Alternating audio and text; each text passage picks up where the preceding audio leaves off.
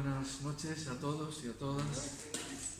Vamos a leer en Juan, capítulo 2, versículos del 23 al 25, y dice así: Estando en Jerusalén en la fiesta de la Pascua, muchos creyeron en su nombre, viendo las señales que hacía. Pero Jesús mismo no se fiaba de ellos, porque conocía a todos y no tenía necesidad de que nadie le diese testimonio del hombre, pues él sabía lo que había en el hombre. Leyendo Juan, el libro de Juan, el Evangelio, me llamaron la atención estas palabras. En principio no sé por qué, pero me parecía interesante lo que decía, ¿no? Fijaos que antes habla de Jesús cuando limpió el templo de los mercaderes, y también habla posteriormente de la historia de Nicodemo, que pueden resultar como mucho más interesantes. Sin embargo, estos tres versículos precisamente sirven de puente entre esos dos pasajes: el de la limpieza del templo por parte de Jesús con los mercaderes, y la historia de Nicodemo que viene a continuación. Nos dice que Jesús, estando en Jerusalén, Jesús permaneció en Jerusalén durante, como aquí dice, la fiesta de la Pascua y la fiesta, ¿cómo se llama la Pascua? Los panes sin levadura. En este tiempo realizó, parece ser, varios milagros que en este pasaje no están registrados, pero que como resultado, pues muchos creyeron en su nombre, en el nombre de Jesús, viendo las señales que hacía. Algunos, quiero seguir diciendo que en realidad no sabemos cuáles son como decía antes, los milagros que Jesús hizo, pero sí sabemos que los hizo, ¿no? Entonces, porque Jesús, incluso hoy en día, en tu vida, puede ser el Dios de los milagros. Jesús sigue siendo el Dios de lo sobrenatural. Todavía Jesús sigue hoy haciendo milagros en nuestras vidas, cosas que a veces parecen rutinarias, pero en realidad son auténticos milagros. Algunos nos dicen que los milagros pues que eran para aquella época, pero que hoy que no se producen. Incluso otros señalan que los milagros que hizo Jesús pues son mitos, no son verdad. Desechan lo sobrenatural de Jesús. Es el movimiento que se llama la teología liberal y que existe en el mundo evangélico también. Muchos niegan que Jesús, esos milagros que menciona la Escritura, sean verdad, sino que son como historias que se ponen ahí para ilustrar un poco las verdades de Jesús, ¿no?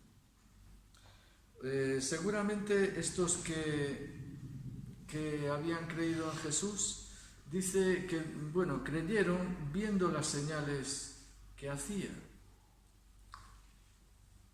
Tal vez, pues, en realidad creían que era un profeta. Fijaos que dice, viene a dar a entender este pasaje que Jesús no creyó que ellos tuviesen fe.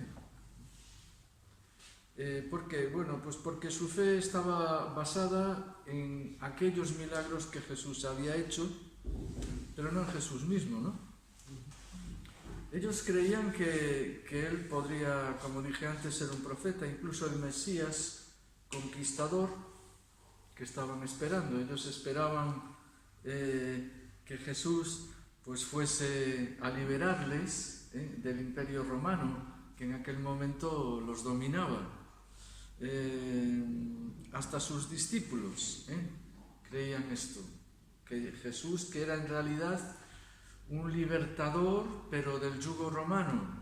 Sin embargo, Jesús no vino como Mesías libertador, sino como Mesías libertador, sí, pero de nuestros corazones en el reino espiritual. Cuando aceptamos a Jesús, Él empieza a liberarnos de nuestras opresiones, tal vez de nuestros miedos, tal vez de nuestros pecados, sin duda. Creyeron en Jesús, pero aquellos, dice que la Escritura, muchos creyeron, fijaos, muchos, no 2 o 3, sino muchos creyeron en su nombre, viendo las señales que hacía. Y creyeron, pues no como para acercarse a Dios, no como para cambiar su corazón, no como para comenzar a vivir según las enseñanzas de Jesús, sino por lo que había hecho, aquellos milagros. Nosotros mismos que decimos creer en Jesús, ¿cómo nos acercamos a Él? Tal vez con la condición de que Él nos bendiga, si no nada. Si no lo hace, pues, ¿qué hacemos? ¿Seguimos creyendo? Fijaos que Dios no contestó muchas oraciones. Y a veces Dios no contesta oraciones, o parece que no las contesta, o por lo menos no la contesta como nosotros queremos. Porque Dios tiene un propósito con todo esto. Y buscamos un cambio de corazón o buscamos a Jesús por lo que nos pueda dar, por lo que... y si Él demanda un cambio en nuestro corazón, ahí entonces ya no creo en ti, Jesús. Queremos seguir a Jesús para quedarnos con sus enseñanzas y obedecerlas, o cuando nos topamos con ellas huimos y no queremos saber nada. Dice que muchos creyeron en su nombre viendo las señales que hacía. Jesús, por eso dice en el versículo 24, pero Jesús mismo no se fiaba de ellos, porque conocía a todos, sabía lo que estaban, las intenciones de su corazón. Dice en Mateo 12, del 39 al 40, nos dice Jesús la respuesta que da a aquellas personas que demandan solamente señales, ¿no? Dice, la generación, fijaos cómo le llama, mala y adúltera, demanda señal. Pero señal no le será dada, sino la señal del profeta Jonás.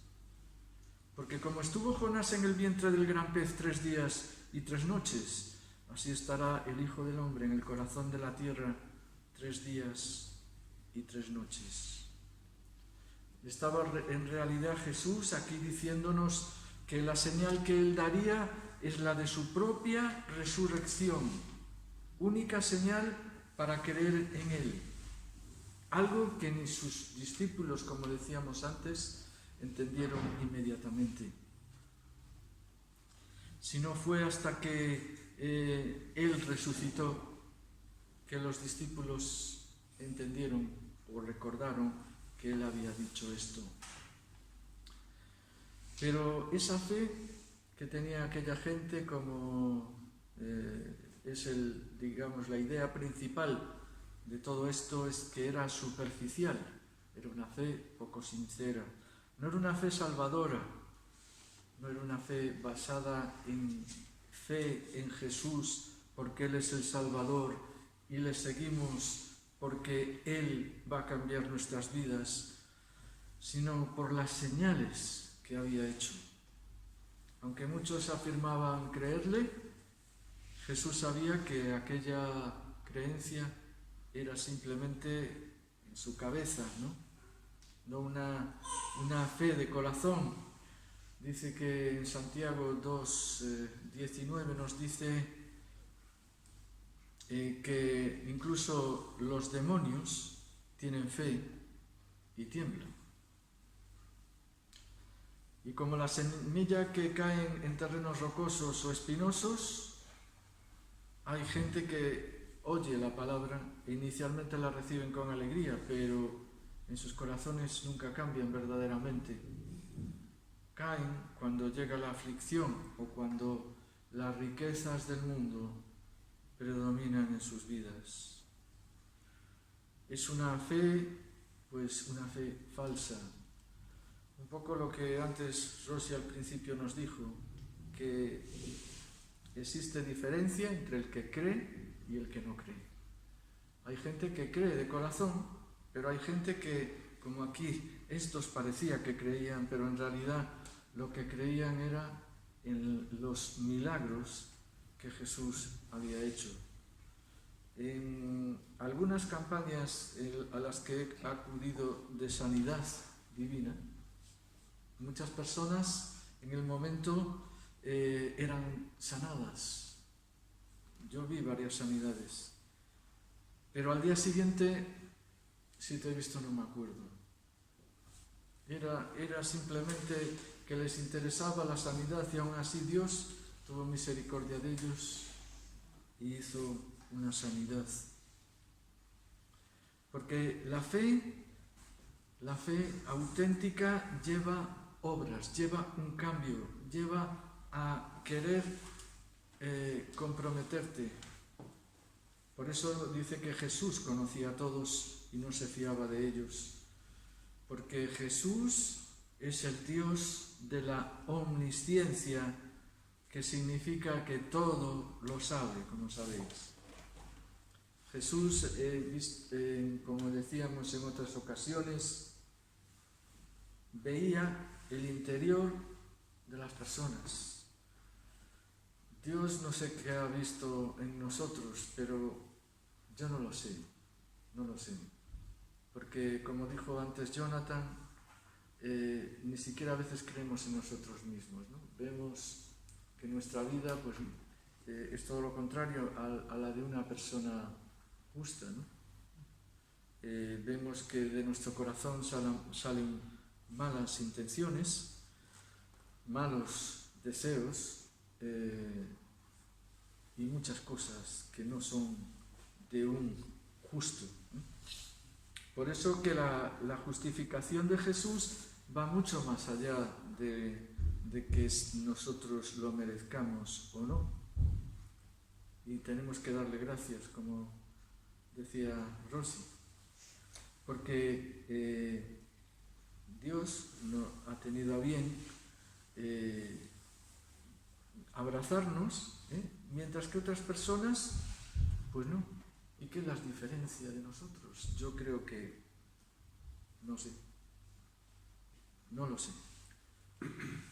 Dice que a lo suyo vino y a los suyos no le recibieron. Aquellos que Dios había creado, Jesús esperaba que entregaran sus vidas, que le recibieran en su corazón, pero no lo hicieron, solamente le siguieron por las señales que hacía. Era el Mesías que ellos estaban esperando, un Mesías, como dijimos antes, que les libraría del yugo romano, pero no un Mesías que cambiara sus corazones malos por buenos corazones.